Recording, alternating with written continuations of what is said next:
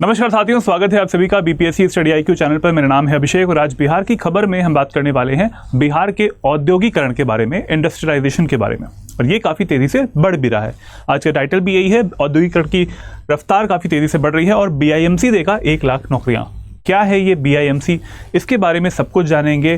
क्या होता है स्पेशल पर्पस व्हीकल, वो भी जानेंगे। इस वीडियो को शुरुआत से अंत तक पूरा देखिएगा, आपके बिहार के लिए और आपकी नॉलेज के लिए काफ़ी इंपॉर्टेंट वीडियो होने वाला है। चलिए इस वीडियो को स्टार्ट करते हैं। और स्टार्ट करने से पहले अगर आपने BPSC स्टडी IQ चैनल को सब्सक्राइब ना किया हो तो ज़रूर कर लें, जिससे कि सारी अपडेट्स आपको मिल पाएँ हमारे वीडियोज़ की और हमारे इन्फॉर्मेटिव जो कि न्यूज़ आ रही है उसकी भी।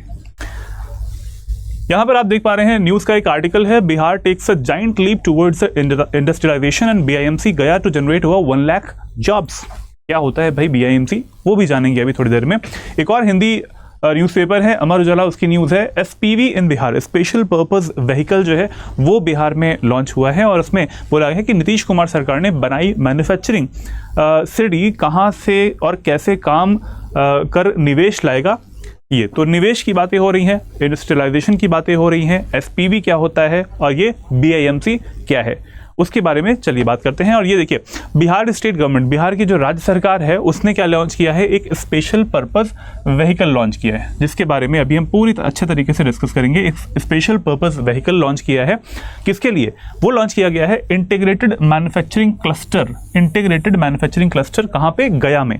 ठीक है, सारी चीज़ें देखते चलिए, एक एक चीज़। SPV के बारे में डिस्कस करूंगा अभी ये देख लीजिए कि एक IMC इंटीग्रेटेड मैन्युफैक्चरिंग क्लस्टर जो है वो कहाँ पे बन रहा है, गया में बन रहा है। ठीक है, अब अगर तीनों शब्दों को अगर हम यहाँ पर देखें कि इंटीग्रेटेड मतलब संयुक्त रूप से यहाँ पर मैन्युफैक्चरिंग होगी, यहाँ पर क्या होगा, एक प्रयोजन, ये एक विनिर्माण की प्रक्रिया होने वाली है।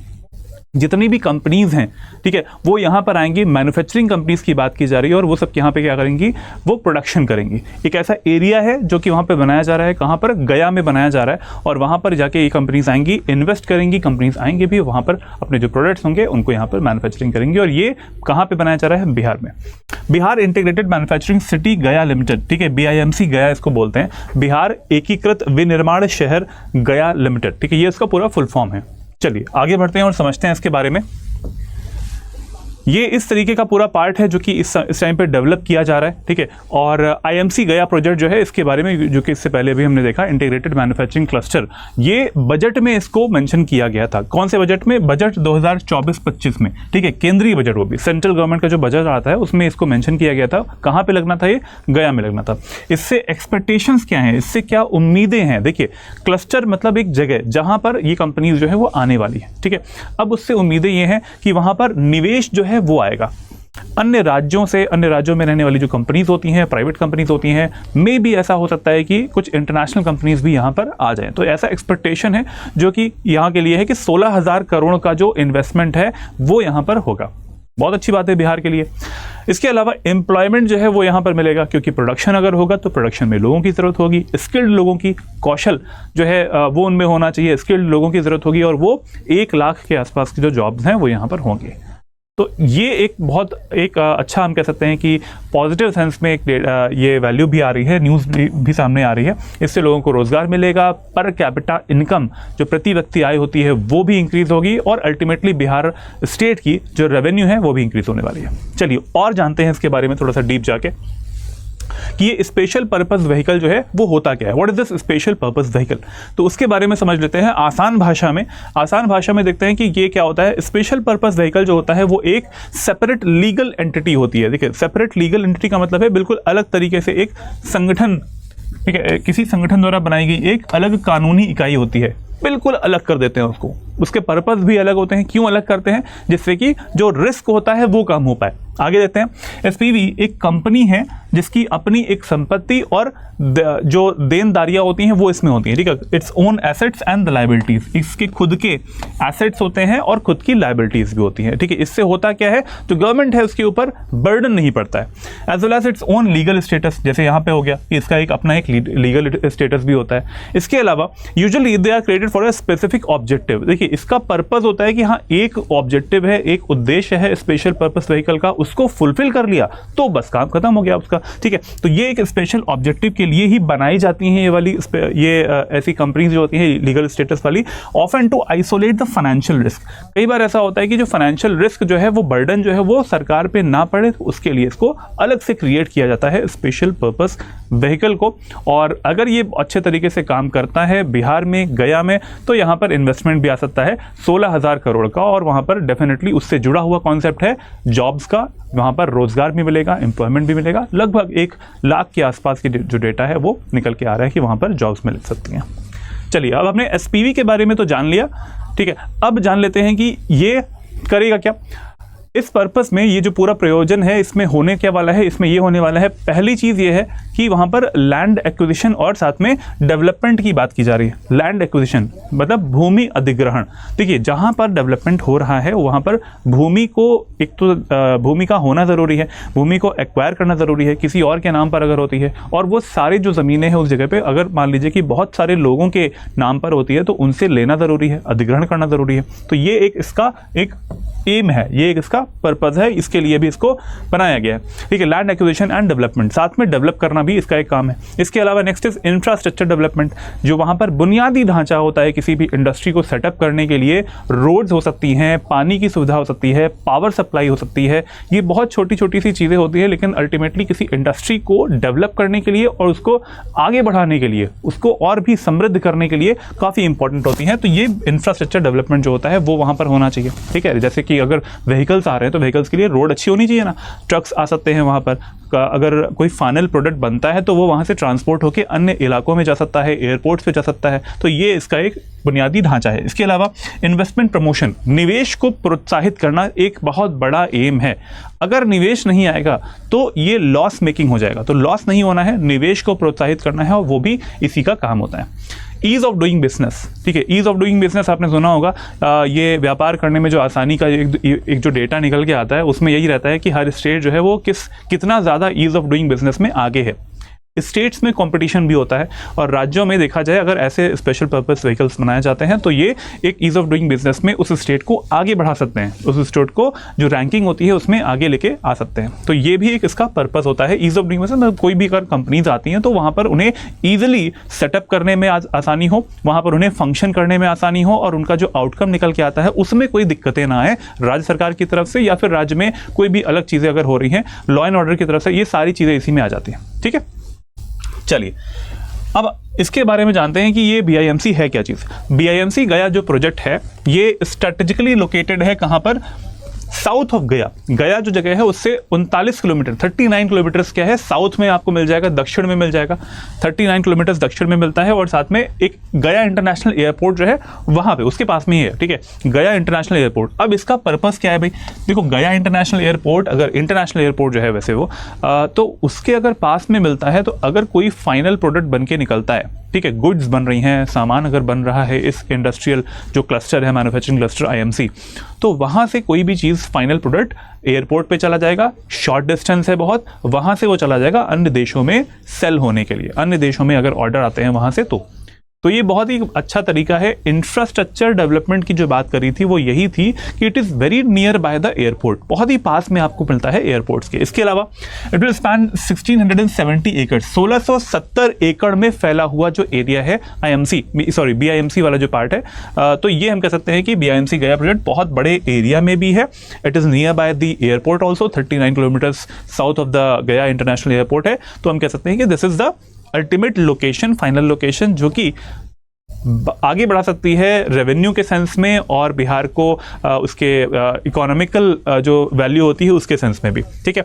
और भी कुछ चीज़ें हैं जैसे स्ट्रेटेजिक कनेक्टिविटी, बिल्कुल सही बात है। अगर कनेक्टिविटी के लिए देखो एयर कनेक्टिविटी यहाँ पर प्रॉपर्ली हमें मिल पाएगी क्योंकि it is just 39 kilometres away. दूसरा है यहाँ पर रोड जो है वो डेवलपमेंट हो रही है, इसके बाद कुछ एग्जाम्पल्स भी हैं, मैं अभी आपको दूंगा भी।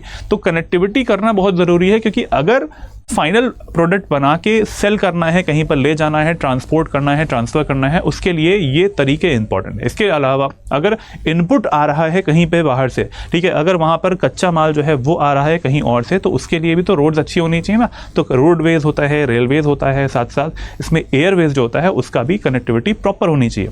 तो इसके बारे में बात की गई है। वर्ल्ड क्लास इंफ्रास्ट्रक्चर, इसके बारे में भी मैंने बताया आपको, बुनियादी ढांचे जो होते हैं, अगर कंस्ट्रक्शन एक्टिविटी अगर वहाँ पे कोई हो सकती है। इसके अलावा अगर रोड्स हैं, ब्रिजेस हैं अगर बनने हैं तो वो अच्छे से होने चाहिए। ये तो फिजिकल इंफ्रास्ट्रक्चर की बात हो गई।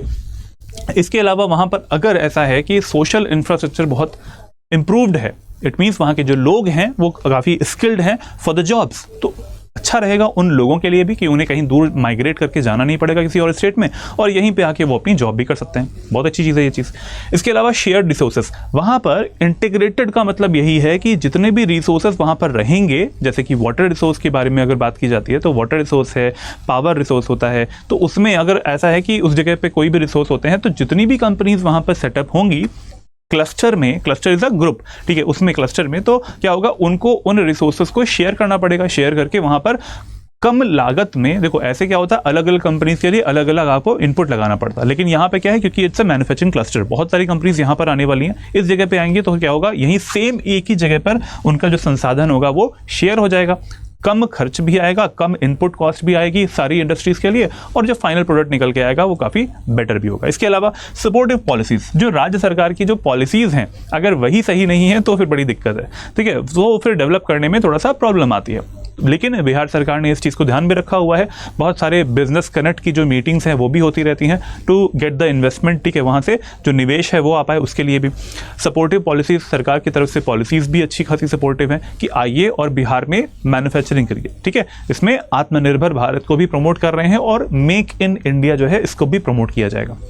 चलिए, ये हो गया हमारे इसके बारे में। अब जरा जान लेते हैं कि स्ट्रैटेजिक कनेक्टिविटी जो है उनमें से क्या क्या चीज़ें आनी। The cluster will benefit its proximity to Gaya junction. क्या क्या चीज़ें हैं इसमें? क्लस्टर को गया जंक्शन, ठीक है, गया जंक्शन रेलवेज का कनेक्शन जो है वो भी इसमें मिल रहा है। इसके अलावा प्रमुख राष्ट्रीय राजमार्ग जो नेशनल हाईवेज होते हैं वो भी यहाँ पर कनेक्टेड रहेंगे इसमें।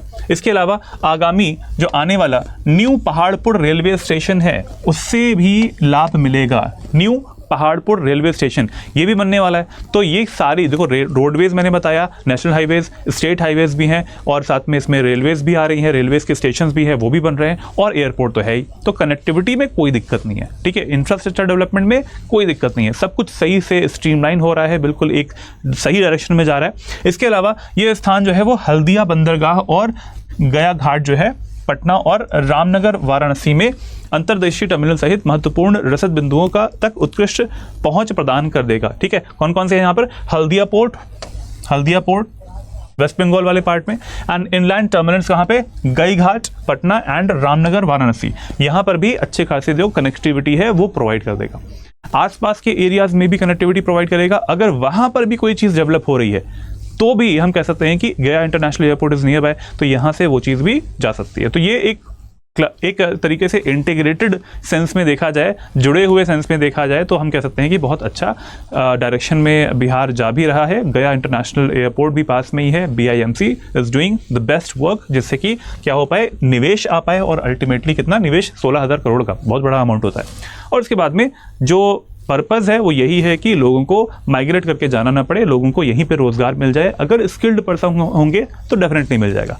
और देख लेते हैं भाई क्या क्या चीज़ें आती हैं। इसकी विशेषताओं में क्या आता है, ये आंतरिक इंटरनल रोड नेटवर्क कितना है, 29.89 किलोमीटर्स लंबा, 29.89 किलोमीटर लंबा एक आंतरिक सड़क नेटवर्क है, इंटरनल जो है रोड नेटवर्क मिल जाएगा।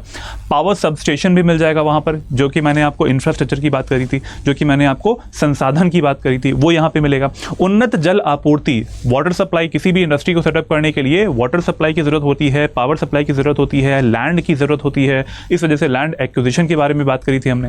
और सीवेज उपचार प्रणाली, अगर कोई वहाँ पर गंदा जो भी प्रोडक्ट निकलते हैं, जो भी एफ्लुएंट्स निकलते हैं किसी भी इंडस्ट्री के, सीवेज का पानी वो होता है, तो वहाँ पर ट्रीटमेंट भी होना ज़रूरी है। अदरवाइज़ वो गंदा पानी आसपास की कोई भी वाटर बॉडीज़ होती हैं उनको गंदा कर सकता है। तो ETPs लगे होने चाहिए, एफ्लुएंट ट्रीटमेंट प्लांट्स लगे होने चाहिए, सीवेज ट्रीटमेंट प्लांट्स, STP वो लगे होने चाहिए, तो वो भी यहाँ पर काम करेंगे।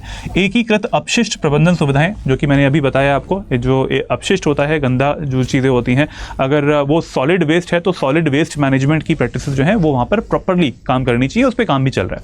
इसके अलावा कौशल विकास केंद्र, स्किल डेवलपमेंट के जो सेंटर्स आते हैं, तो वो भी अगर स्किल डेवलपमेंट के सेंटर्स होंगे, ITIs होंगे, अगर वहाँ पर अगर डिप्लोमा सेंटर्स होते हैं, तो क्या होता है, लोगों को डिग्रीज मिलती हैं, डिग्रीज के आधार पर उनको अगर वर्क एक्सपीरियंस है पहले का, या फिर अगर उन्हें हैंड्स ऑन प्रैक्टिस किया हुआ है उन्होंने, तो वो यहाँ पर अप्लाई भी कर सकते हैं और इसी जगह पे घर के पास में ही, मतलब बिहार में ही उन्हें नौकरी भी मिल पाएगी लोगों को। इसके अलावा वाणिज्यिक और प्रशासनिक स्थान, ठीक है, इकोनॉमिकल या फिर जो एडमिनिस्ट्रेटिव जो प्लेस है यहाँ पर, वो बहुत प्रॉपर होनी चाहिए, प्रॉपर रहेगी तभी हमारा जो बिहार है वो आगे बढ़ पाएगा। और रूल्स बेस्ड पॉलिसीज होनी चाहिए, रूल्स पर काम करना चाहिए। वी होप कि बिहार जो है वो इस तरीके से आगे बढ़े और जो गवर्नेंस है बहुत अच्छे तरीके से वो भी चलता रहे, बिकॉज ये इकोनॉमी से रिलेटेड है, राजस्व से रिलेटेड चीज़ है। तो टॉपिक आज का यहीं पे हमारा समाप्त होता है। जो भी आपको लगता है इसके बारे में कमेंट बॉक्स में लिख सकते हैं। इसके अलावा इस क्वेश्चन का आंसर भी आपको देना है कमेंट बॉक्स में, इंग्लिश और हिंदी दोनों में दिया हुआ है। मेहसी जो कि पूर्वी चंपारण में पड़ता है, बिहार में किस उद्योग के लिए प्रसिद्ध है? ठीक है, मेहसी जो है वो बिहार में किस उद्योग के लिए फेमस है? पूर्वी चंपारण में आपको ये मिलता है। कागज उद्योग, रेशम उद्योग, चीनी मिल या फिर मोती बटन उद्योग। ABCD इस तरीके से आपको आंसर देना है कमेंट बॉक्स में, ठीक है, ABC या फिर D, ठीक है, इसमें से आपको आंसर देना है कमेंट बॉक्स में, ज़रूर दीजिएगा और देखते हैं कि किसका आंसर सही होता है। चलो, इसके अलावा अगर आप को इस वीडियो का PDF चाहिए तो you can just go to my Telegram channel, यहाँ से आपको मिल जाएगा। Telegram channel is learn and grow with Abhishek, discussion group भी है एक मेरा और ईमेल ID यहाँ पर लिखी हुई है। इस QR कोड को स्कैन करने के बाद भी आप टेलीग्राम चैनल में कनेक्ट हो सकते हैं। इसके अलावा अगर आप हमारे कोर्सेज़ को ऑप्ट करना चाहते हैं, जिसमें कि ये मैं फाउंडेशन बैच की बात कर रहा हूँ, अगर आप बिल्कुल बेस लेवल से तैयारी करना चाहते हैं बिहार के 71st BPSC की, तो आप इस बैच में एडमिशन ले सकते हैं। निश्चय बैच 3 है ये, प्री मेंस और इंटरव्यू तीनों की इसमें तैयारी करवाई जाती है।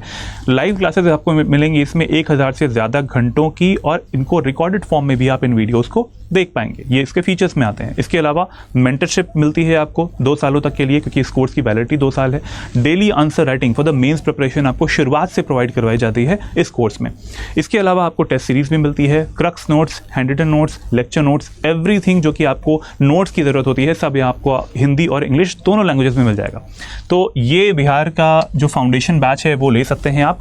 मैक्सिमम डिस्काउंट आपको मिलने वाला है जब आप AKS लाइव कोड यूज़ करेंगे, क्योंकि अभी क्या चल रही है, अभी चल रही है हमारी सेल। कौन सी sale? The great Indian festival sale. और ये ग्रेट इंडियन फेस्टिवल सेल क्यों चल रही है? क्योंकि कुंभ जो है वो स्टार्ट हो चुका है। तो ये फेस्टिवल ही है, हमारे हिंदू धर्म का एक सबसे बड़ा महापर्व है, और इसमें ये जो सेल है वो 15 जनवरी तक ही वैलिड रहेगी। और ये जो हमारा एडमिशन है वो भी, बैच भी हमारा कब से स्टार्ट हो रहा है? 15 जनवरी से स्टार्ट हो रहा है। तो जल्दी से जाएं StudyIQ की वेबसाइट पर जाके इस फाउंडेशन कोर्स को आप परचेज कर सकते हैं। AKS live is the code, 9999 में ये कोर्स आपको मिल जाएगा। फीचर्स मैंने आपको बता दिए हैं, आप डिसाइड कर लीजिए कि आपको तैयारी करनी है तो किस कोर्स के साथ करनी है। This will be the best course. इसके अलावा अगर आप मेंस की तैयारी कर रहे हैं, 70th BPSC के मेंस की तैयारी कर रहे हैं, तो इस टाइम पे बहुत अच्छा टाइम चल रहा है इस टाइम पे, क्योंकि जो सेल मैंने बताई थी, इस सेल में आपको ये कोर्स मिलने वाला है 4000 में मेंस की तैयारी आपकी हो जाएगी। 4 महीने लंबा बैच है, इसमें PYQs भी डिस्कस होंगे, इसमें मॉडल आंसर्स भी मिलेंगे आपको, आंसर राइटिंग भी करवाई जाएगी, आंसर्स इवैल्यूएट भी हो जाएंगे,